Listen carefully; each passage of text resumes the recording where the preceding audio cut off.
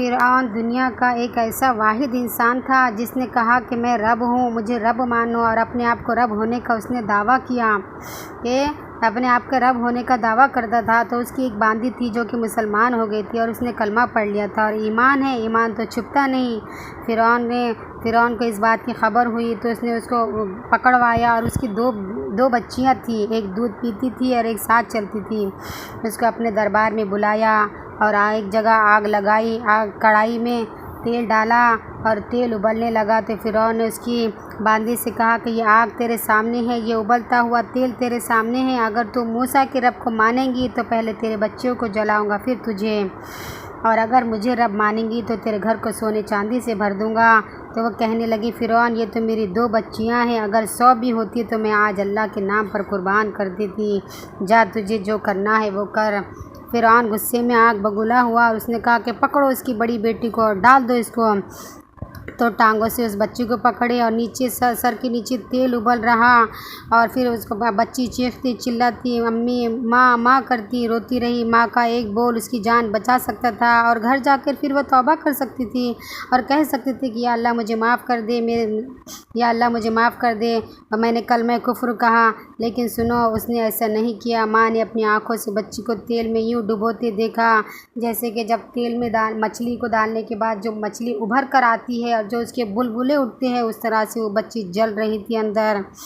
ایک ہی لمحے میں اس بچی کی جان چلی گئی۔ اس ماں نے ایک آنسو کا قطرہ بھی نہیں نکلنے دیا اپنی آنکھوں سے، کیونکہ اللہ کی محبت اور اپنے دل کو بہت مضبوط کیا۔ میرے رب کی محبت حرکت میں آئی، اللہ نے ماں کی آنکھوں سے پردہ ہٹا دیا اور ماں نے اپنی بیٹی کی روح کو نکلتے دیکھا۔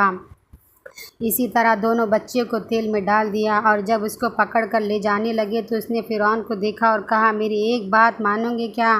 میری ایک خواہش ہے کہ میری بچی کی اور میری جو بھی ہڈیاں بچے گی تو ان کو ایک ہی جگہ دفن کر دینا، یہاں وہاں نہ پھینکنا۔ تو فرعون نے کہا ٹھیک ہے، تمہاری یہ خواہش پوری کر دی جائے گی۔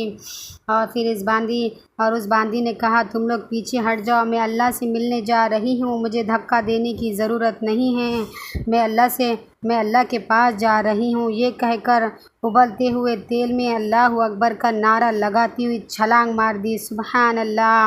جب اللہ مطلوب ہوتا ہے تو موت محبوب بن جاتی ہے۔ پھر اس کے بعد سب تینوں کی ہڈیوں کو ایک جگہ پھینک دیا گیا۔ پھر 2000 سال کے بعد جناب محمد صلی اللہ علیہ وسلم دنیا میں تشریف لائے اور اس کے بعد میرے نبی کی سواری بیت المقدس جا رہی تھی۔ تو جب وہاں بیت المقدس کے اوپر پہنچے تو مصر وہاں سے قریب ہو جاتا، اور پھر جب وہ اترنے لگے تو کہنے لگے جنت سے خوشبو آ رہی۔ تو زمین سے جنت سے خوشبو کیسے آ رہی؟ تو جبرائیل علیہ السلام نے عرض کیا یا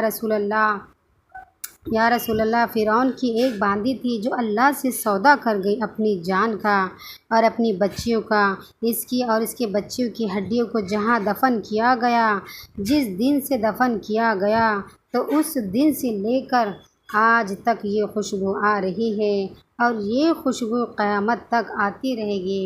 سبحان اللہ!